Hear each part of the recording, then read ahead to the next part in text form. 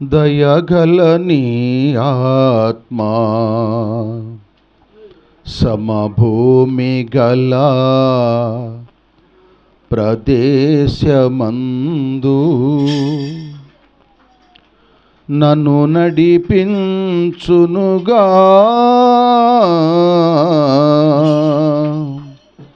నన్ను నడిపించునుగా, నన్ను నడిపించునుగా, నన్ను నడిపించునుగా. దయగల నీ ఆత్మా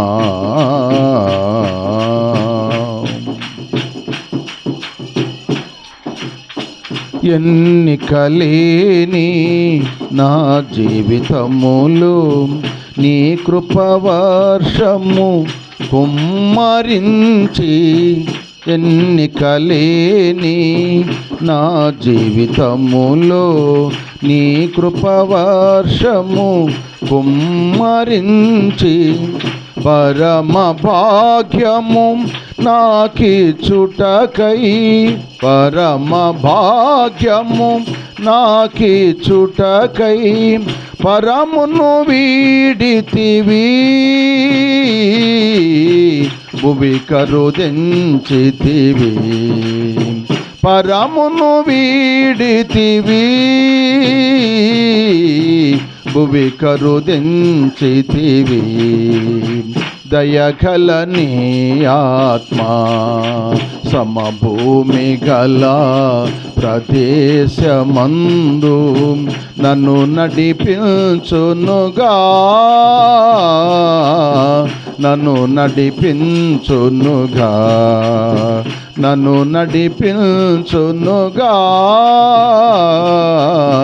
నన్ను నడిపించునుగా. దయగల నీ ఆత్మా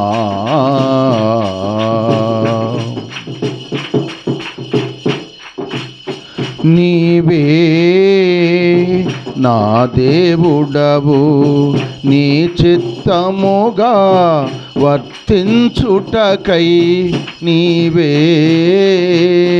నా దేవుడవు, నీ చిత్తముగా వర్తించుటకై సత్య సువార్తను సాటించుటకై, సత్య సువార్తను సాటించుటకై రక్షణ నొసగితివి, జీవమునిచ్చితివి. రక్షణ నొసగితివి, జీవమునిచ్చితివి. దయగల నీ ఆత్మా సమభూమి గల ప్రదేశమందు నన్ను నడిపించునుగా, నన్ను నడిపించునుగా, నన్ను నడిపించునుగా, నన్ను నడిపించునుగా. దయగల నీ ఆత్మా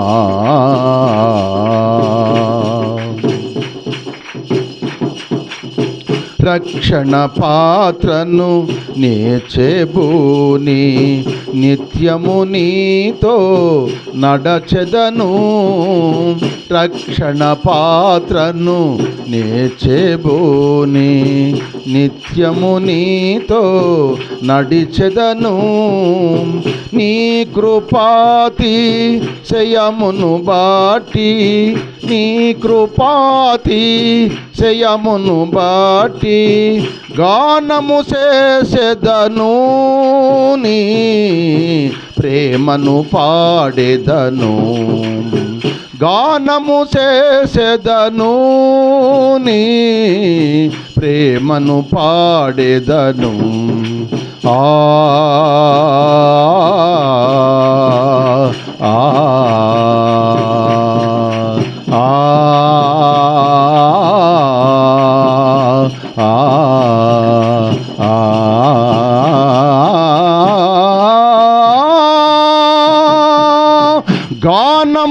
గానము చేసెదను, నీ ప్రేమను పాడేదను, గానము చేసేదను, నీ ప్రేమను పాడేదను. దయగల నీ ఆత్మ సమభూమి గల ప్రదేశమందు నన్ను నడిపించునుగా, నన్ను నడిపించునుగా, నన్ను నడిపించునుగా, నన్ను నడిపించునుగా. హల్లెలూయా. దేవుని వాక్యజానంలోకి వెళ్దాం. ఎందుకంటే రేపు 24 రాత్రికి మనము క్యాండిల్ సర్వీస్ చేస్తాం కదా. అసలు క్యాండిల్ సర్వీస్ అంటే ఏంటో కొన్ని మాటలు మీకు జ్ఞాపకం చేస్తాను ఈరోజు. శ్రద్ధగా దేవుని వాక్యం నుండి. క్రిస్మస్కి మనం పుట్టినరోజుని క్యాండిల్ వెలిగించుకుంటాం. మరి క్రిస్మస్ పండుగ వచ్చిందంటే క్యాండిల్ అంటే మైనపు క్యాండిల్ ఎక్కువగా వెలిగిస్తాం. ప్రతి ఒక్కరు కూడా క్యాండిల్ వెలిగించి యేసయ్య పుట్టడని మనం అందరం వీధులంటే తిరుగుతాం. ఇప్పుడు తక్కువ, కానీ పూర్వకాలం బాగా ఎక్కువగా తిరిగేవాళ్ళు. అసలు ఆ క్యాండిల్ అనుభవాన్ని మీకు ఈరోజు కొన్ని మాటలు జ్ఞాపకం చేస్తాను. మైనపు క్యాండిల్ మనము తెల్లవారుజాము వెలిగిస్తాం కదా, దాని గురించి చెబుతున్నాను. చక్కగా నేర్చుకోండి. కేకు వచ్చిందనుకో, కేక్ గురించి ఉదయకాలం తెలుసుకుందరు. పండగ రోజుని జ్ఞానుల గురించి తెలుసుకుందరు. అందుకని మీకు ఈ 3 మాటలు క్రిస్మస్లో అయిపోవాలి. హల్లోయా. అందుకని ఈ క్యాండిల్ సర్వీస్ గురించి మీకు కొన్ని మాటలు చెప్పాలని మరి దేవుని నిలబడున్నాను. ఇక్కడ క్యాండిల్ లేవు. పూర్వకాలం క్యాండిల్ ఉండాలి. ఏమైనా పాతయ్యి చిన్నవి ఉండాలి. ఏమైనా అమ్మా ఏడాదాసారి అయిపోయినాయా?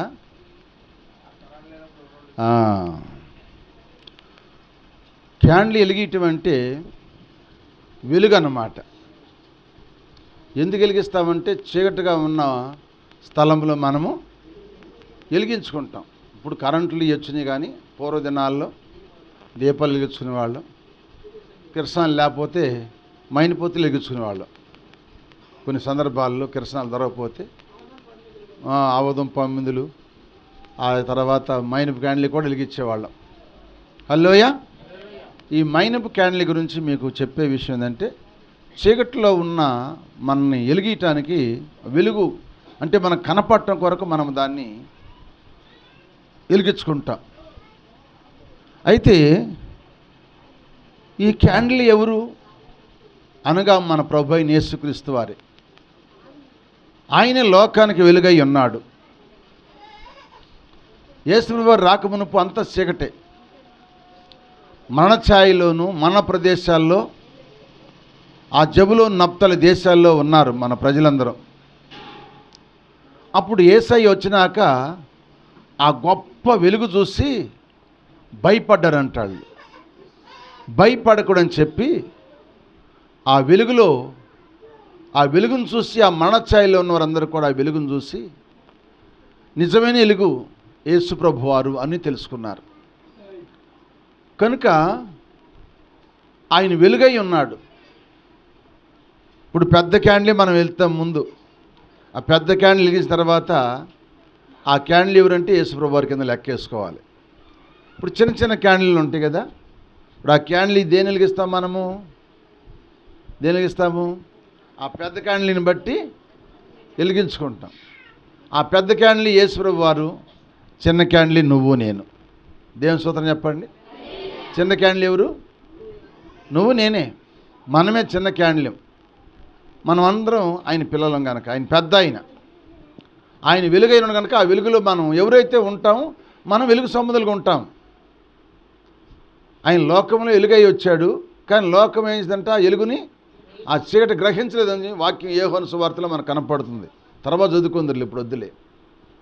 కనుక ఇప్పుడు ఆయన దగ్గర మనము మనం వెలిగిస్తానికి ఆయన ఎలుగై వచ్చాడు. ఇప్పుడు ఆ ఎలుగ ఉన్నప్పుడు మనం కూడా ఏం చేయాలంటే మనం కూడా ఆయన దగ్గరికి వచ్చి మనం కూడా వెలిగించుకుంటే మనం కూడా వెలిగించబడతాం కనుక మనలో ఉన్న చీకటి పారిపోవును గాక. హల్లెలూయ.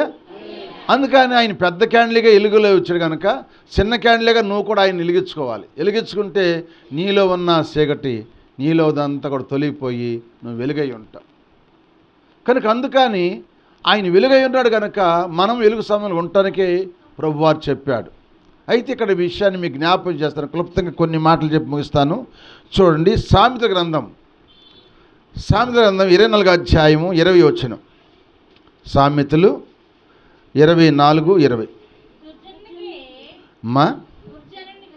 దుర్జనునికి ముందుగతి లేదు, భక్తిహీనుల దీపము ఏమారిపోయిందంట. దుర్జనులు చెప్పమ్మలు చదువు. దుర్జనునికి అంటే దుర్జనుడి కంటే వాడికి ముందుగతి లేదు. కానీ భక్తిహీనుల దీపము ఆరిపోయిద్దంట. అంటే ఇప్పుడు దీపం ఏమైపోతుంది? దీపం ఎవరి దీపం మారిపోతుంది? భక్తిహీనుని దీపం మారిపోతుంది. అందుకే ఇందాక చదువుకున్న వాక్య భాగంలో అతనికి భక్తిహీనుని అధికారిగా ఉంచుము, అపవాదిని అతని కుడి పక్కన నిలబెట్టమని చెప్పాడు. అందుకని భక్తిహీనుని దీపం ఎందుకు ఆరిపోయిందంటే వాళ్ళలో భక్తి లేదు. వాళ్ళ ఏం లేదు, భక్తి లేని వాడి దీపం ఆరిపోయింది. అది ఎప్పుడు ఆరిపోయిద్దో ఎవరికి తెలియదు. ఆరిపోయినాక అక్కడ చీకటే ఉంటుంది కానీ అక్కడ వెలుగు ఉండదు. హల్లెలూయ. అందుకని భక్తిహీన దీపం ఎప్పుడు ఆరిపోయిద్ది. అది ఎప్పుడు ఆరిపోయిద్దో మనకు తెలియదు. కనుక మనం ఏం చేయాలంటే మన జీవితం ఆరిపోకూడదు, మన బ్రతుకు ఆరిపోకూడదు. ఎందుకంటే ఎలుగై వచ్చాడు యేసుప్రభు వారు. ఆయన పెద్ద క్యాండిల్ అన్నమాట. ఆయన ప్రపంచాన్ని వెలిగించిన పెద్ద క్యాండిల్ ఎవరంటే యేసుప్రభు వారు. ఈ ప్రపంచమంతా చీకట్లో ఉంది. ఈ చీకట్లున్న ప్రజలను వెలిగిస్తారు కానీ వచ్చాడు కనుక రండి నా వెలుగులోకి అన్నాడు. ఎవరైతే ఆయన దగ్గరికి వచ్చి వెలిగించుకుంటామో వారందరూ వెలిగించబడతారు.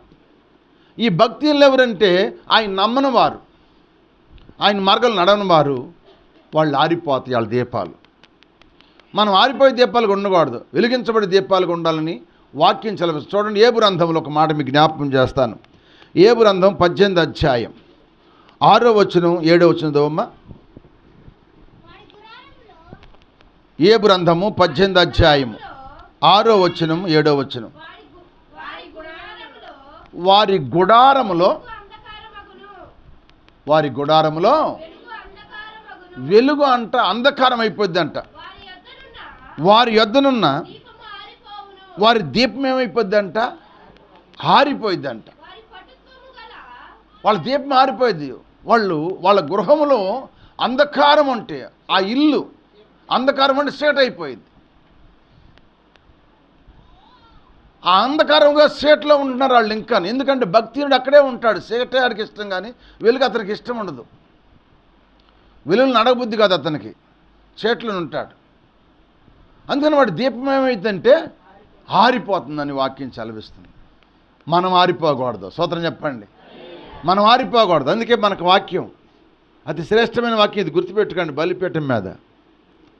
బలిపీఠం మీద అగ్ని మండుచుండవలెను, అది ఆరిపోకూడదు. అది ఆరిపోతే ఎవరు వెలిగించేవాళ్ళు లేరు. అది ఆరిపోకూడదు. అందుకే బలిపీఠం అనగా నీవు అందరం బలిపీఠంగా వెలిగించబడాలి కానీ ఆరిపోకూడదు. ఎప్పుడు మండుతూ ఉండాలి ఈ బలిపీఠం. ప్రార్థనా బలిపీఠం, వాక్యమనే బలిపీఠం, పరిచర్యని బలిపీఠం, స్తుతులు చెల్లించే బలిపీఠం, పాటలు పాడే బలిపీఠం, ప్రవచించే బలిపీఠం, దర్శనగానే బలిపీఠం, వరాలు ఫలాలతో నిలబడే బలిపీఠం, రక్షించబడే బలిపీఠం ఎప్పుడు కూడా ఆరిపోదు. హల్లెలూయా. అది వెలిగించబడుతున్నది. ఈ భక్తుల దీపము వాళ్ళ గృహము అంధకారమయమైపోయిందంట. ఏమైపోయింది చెప్పండి అమ్మా? అంధకారము. తర్వాత వారి యొద్దన దీపము, అది వాళ్ళ దీపం ఆరిపోయింది. కానీ మన దీపము ఎలగాల ఆరిపోవాలా? మనం వెలిగించబడాలి. రేపో మాపో చనిపోయే ఒక ముసలాయన కానీ ముసలి వ్యక్తి కూడా, అయ్యా నా కొరకు ప్రార్థన చేయండి అయ్యా, ఇంకా బ్రతకాలని ఆశ ఉందని అంటారు. చచ్చిపోమని ప్రార్థన చేయమన్నారు.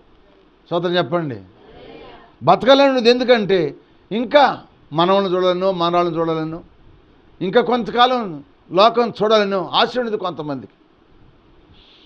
కానీ వాళ్ళ దీపాలు ఆరిపోతాయి. మన దీపం ఆరిపోకుండా ఉండాలంటే మనం ప్రార్థన చేయాలి. ఆ ప్రార్థన ఎవరు చేశారంటే దావీదు భక్తుడు చేశాడు. చూడండి ఒక మాట, కీర్తన 18వ కీర్తన 28వ వచనం. 18వ కీర్తన 28వ వచనం.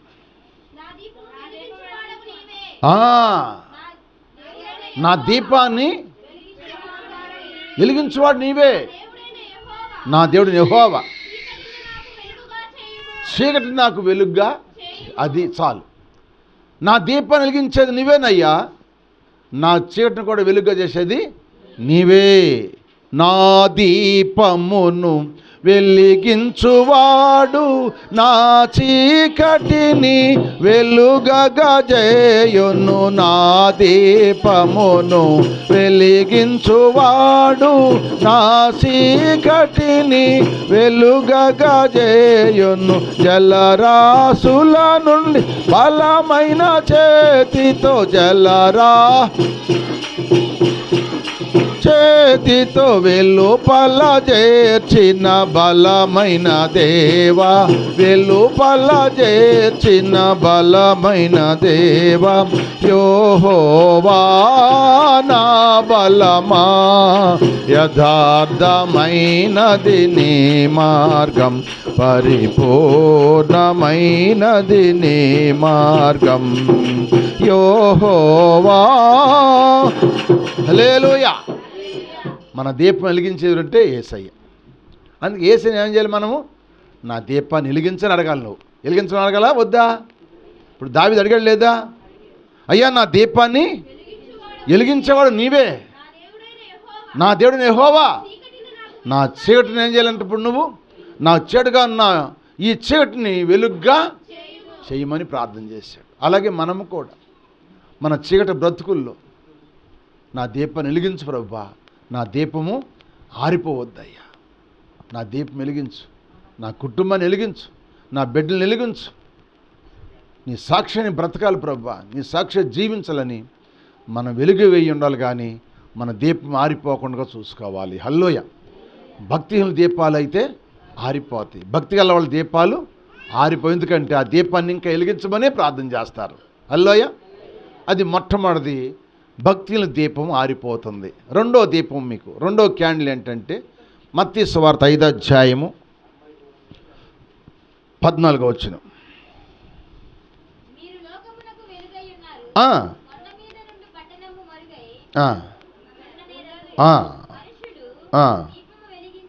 చాలు చాలు చాలు, అంతరకు చాలు. మీరు లోకమునకు, అది కొండ మీద ఉన్న పట్టణము మరుగై ఉండదన్నమాట. అది అందరు కనపడింది, దాన్ని ఎవరు మరు చేయలేరు, దానికి ఎవరు దడిగట్టలేరు.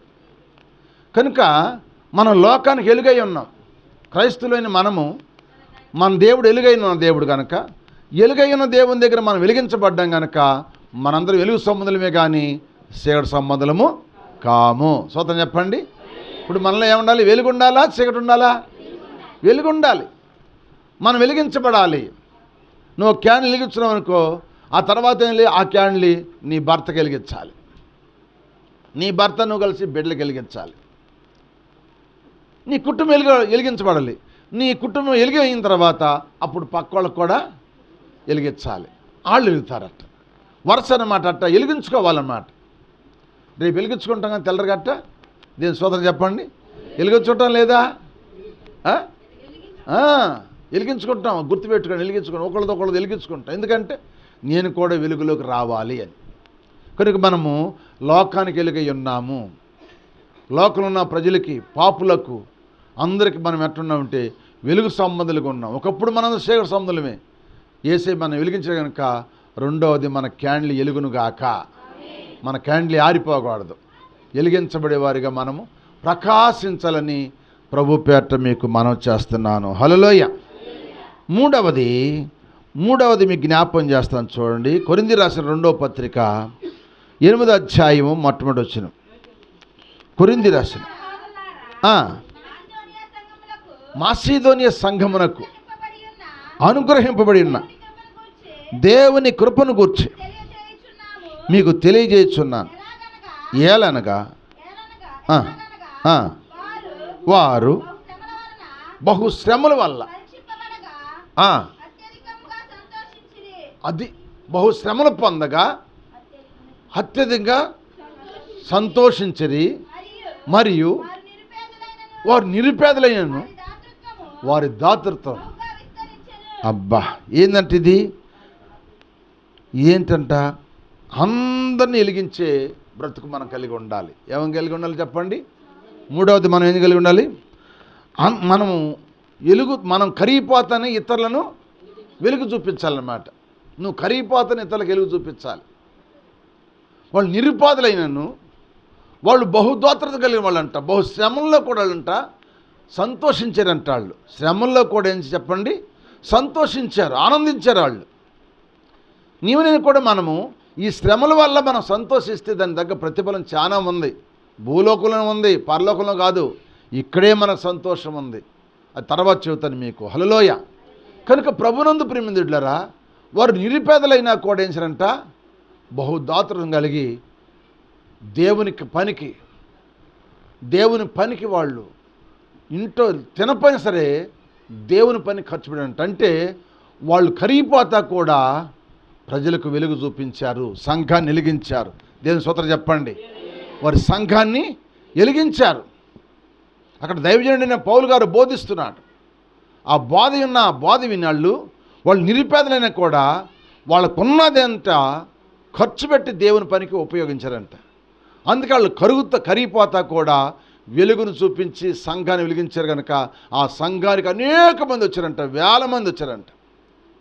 అందుకే మాసిదోని సంఘాన్ని గురించి అపోస్తలుడైన పౌలు గారు మంచి సాక్షి చెబుతాడు.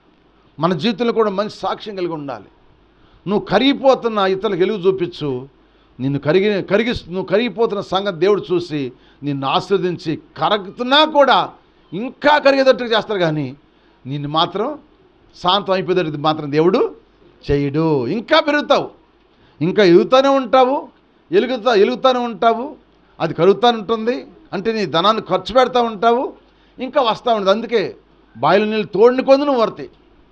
పంపు కూడా కొట్టుతూ ఉంటే నీళ్ళు వస్తాయి. పంపు కొట్టకుండా వదిలిపెట్టాయి, అది నీళ్ళు రాబికనేది పోయిద్ది అంతే.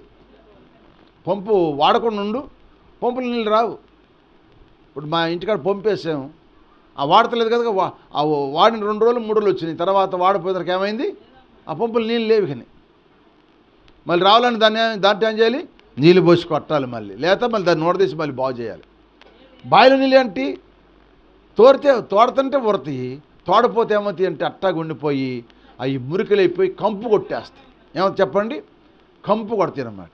అందుకే మనము 3వ క్యాండిల్ ఏంటంటే, మన అనుభవం ఏంటంటే, మనం కరుగుతున్న కాడ ఇతరులను మనము వెలిగించాలి. మనం ఖర్చు పెట్టి దేవుని పని చేయాలి. మనం ఎంత ఖర్చు పెట్టి దేవుని పని చేస్తామో అంతగా దేవుడు నిన్ను ఆశీర్వదించునుగాక. వాక్యానుసారమైన మాటలు మీకు చెబుతున్నాను. హల్లెలూయా. అది మన డబ్బంతా హాస్పిటల్కి అంత ఖర్చు పెడుతున్నాం.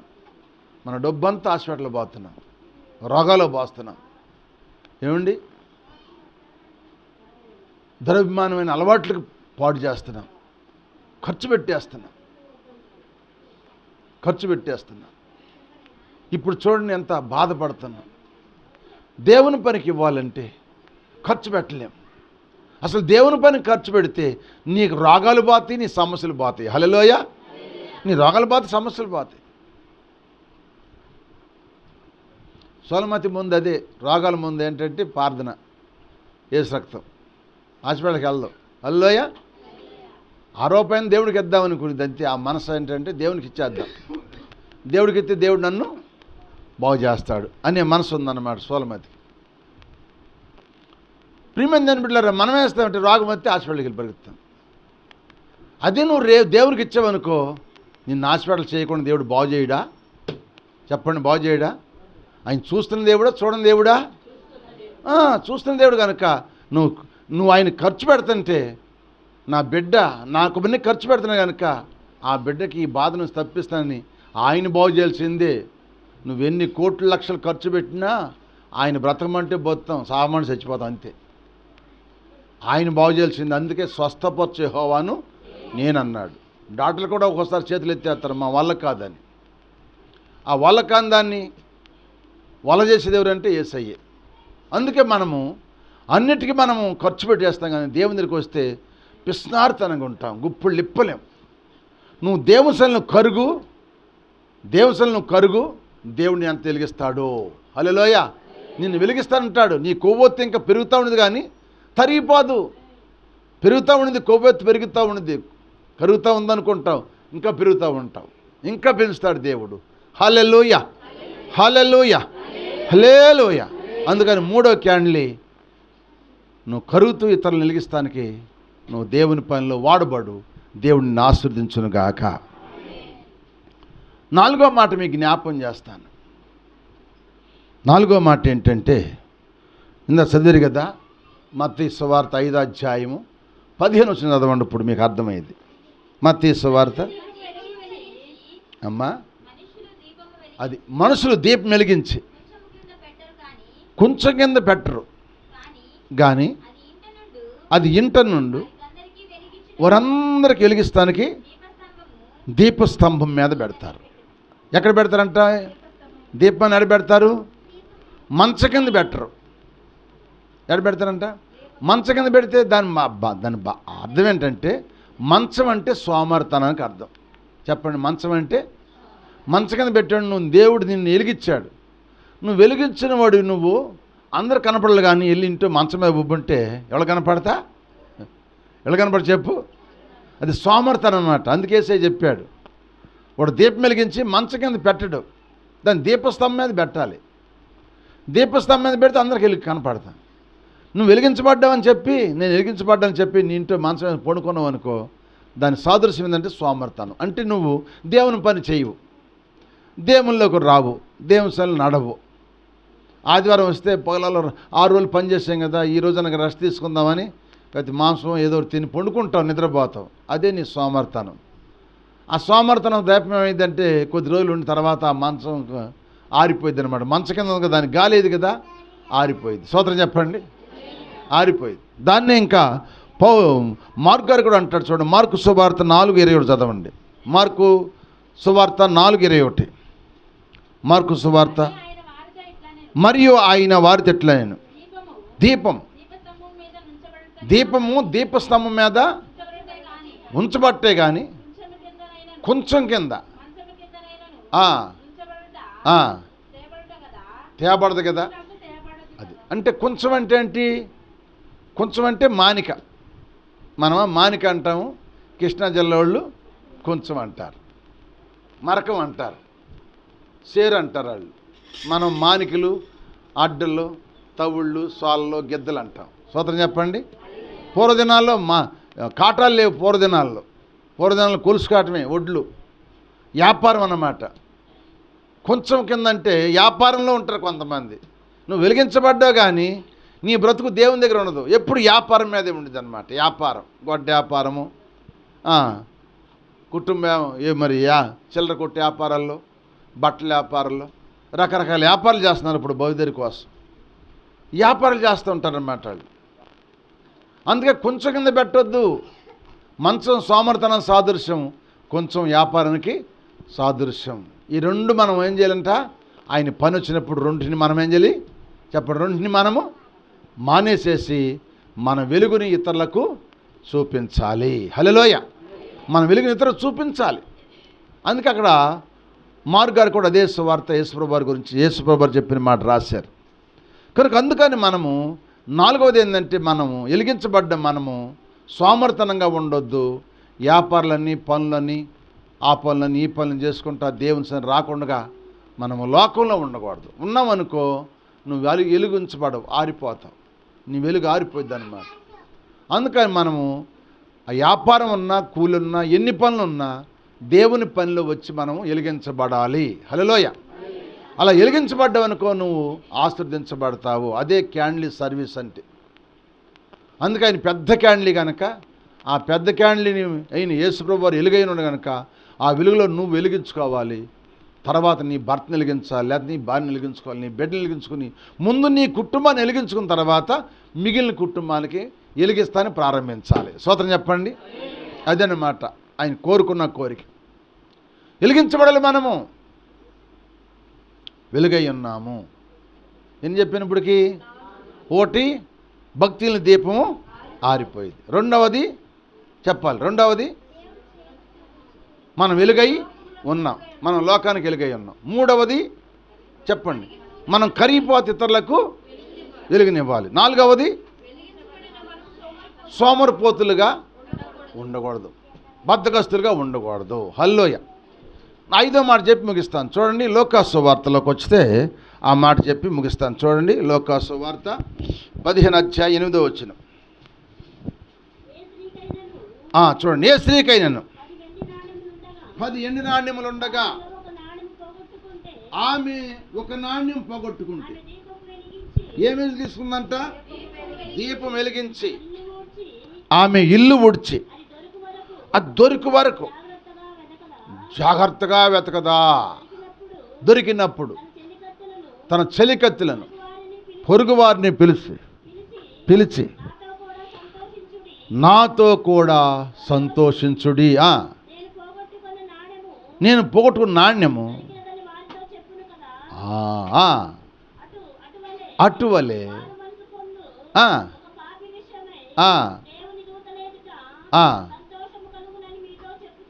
ఆమేన్ చెప్పండి. నువ్వు ఈ సంవత్సరంలో ఏది పోగొట్టుకున్నావు? గత క్రిస్టమస్ ఎప్పుడు వచ్చింది? 2023. ఇప్పుడు ఇది 24, అంటే సంవత్సరం క్రిస్టమస్ వస్తుంది.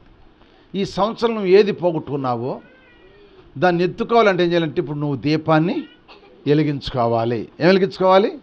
నువ్వేది పోగొట్టుకున్నావో, నీ ఆత్మీయతలు ఏది పోగొట్టుకున్నావో దాన్ని వెలిగించుకోవాలి. మొన్న మరి ఇంట్లో కూటమి పెట్టినప్పుడు చెబుతుంది, అయ్యా నేను ప్రవచించిన వారం, నాకు దేవుడిచ్చిన వారం నేను పోగొట్టుకున్నాను, అది మళ్ళీ సంపాదించుకోవాలని ప్రార్థన చేయండి అయ్యా అంది. అలాగే నమ్మన్నాను. ఇప్పుడు ఆ పోగొట్టున్నది ఏం చేయాలి? ఇప్పుడు ఆమె చెప్పాలి ఏం చేయాలి? నువ్వేది పోగొట్టుకున్నావు ఆత్మీయ జీవితంలో దాన్ని వెలిగించుకోవాలి. దాన్ని పోగొట్టుదని ఎత్తుకోవాలి. దొరకాలంటే ఏం చేయాలి? నువ్వు వెలిగించబడాలి. నువ్వు వెలిగించబడాలంటే ఎవరిని వెలిగించుకోవాలి? యేసై వెలుగై ఉన్నాడు కనుక యేసైని మనం వెలిగించుకోవాలి. అందుకే యోహాను సువార్త 1వ అధ్యాయం 1వ వచనం నుంచి చదవమ్మ. ఆదియందు వాక్యం ఉండెను, వాక్యము దేవుని వద్ద ఉండెను, వాక్యము దేవుడై ఉండెను, ఆయన ఆదియందు దేవుని వద్ద ఉన్నాడు, సమస్తం ఆయన మూలంగా కలిగెను, కలిగి ఉన్నదేది ఆయన లేకుండా కలగలేదు. ఆయనలో జీవం ఉండెను, ఆ జీవం మనుషులకు వెలుగై ఉండెను. ఆ వెలుగు చీకటిలో ప్రకాశిస్తుంది కానీ చీకటి దాన్ని గ్రహింపకుండెను. చూసారండి? నువ్వే పోగొట్టిందాన్ని ఇప్పుడు ఏం చేయాలంటే వెలిగించుకోవాలి. ఆయన లోకానికి వెలుగంటాడు. ఆయన ఎవరు చెప్పండి? యేసుప్రభువు ఎవరు చెప్పండి? కిందన్నాడు కదా మాట, చదువమ్మ కింద చదువు.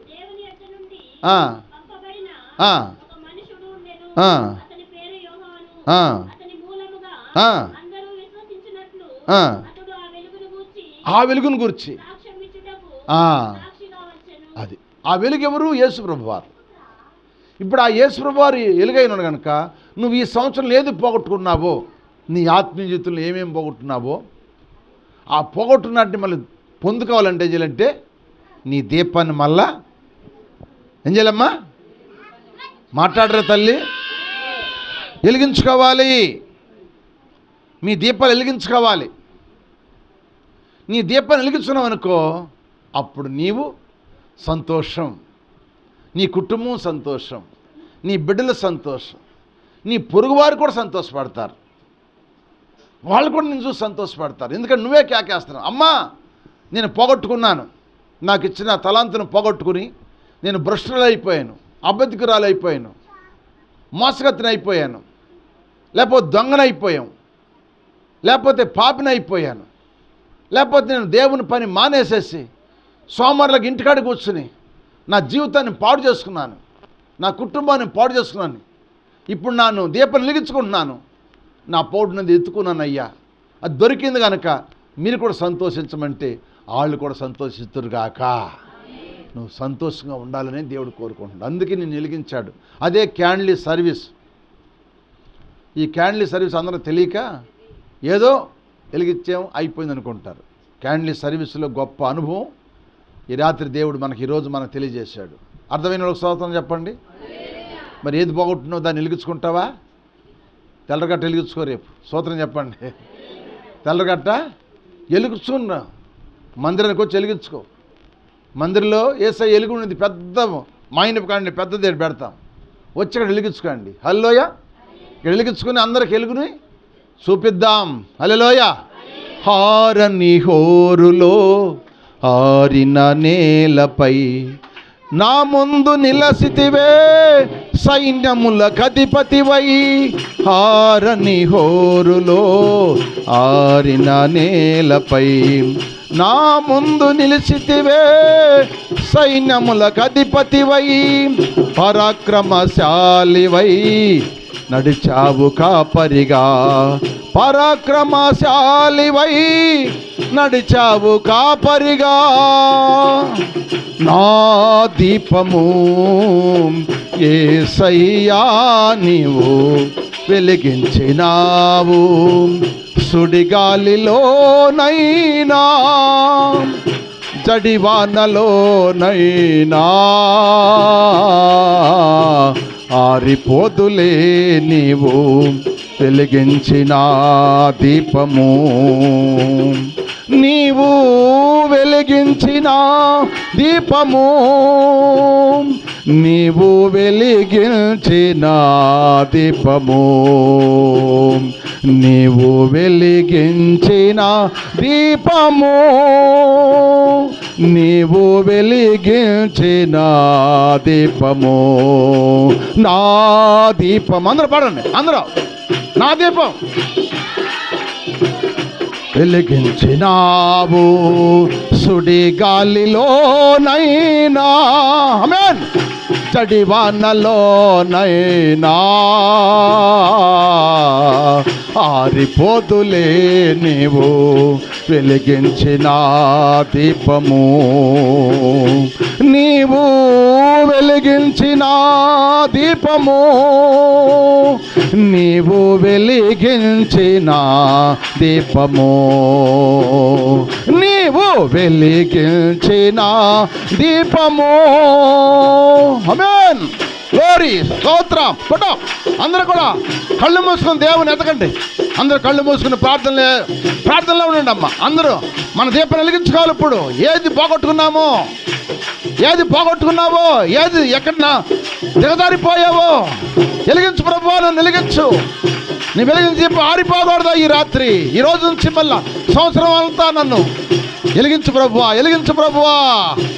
హారని హోరులో హారిన నేలపై నా ముందు వెలసితివే సైన్యములకు అధిపతివై.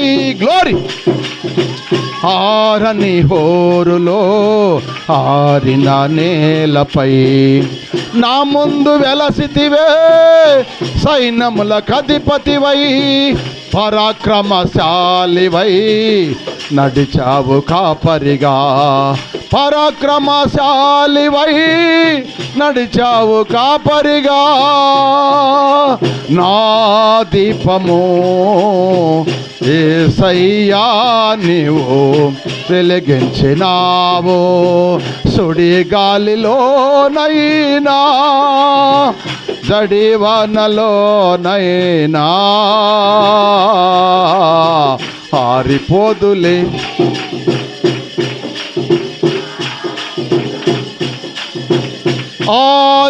ఆరిపోలేదులే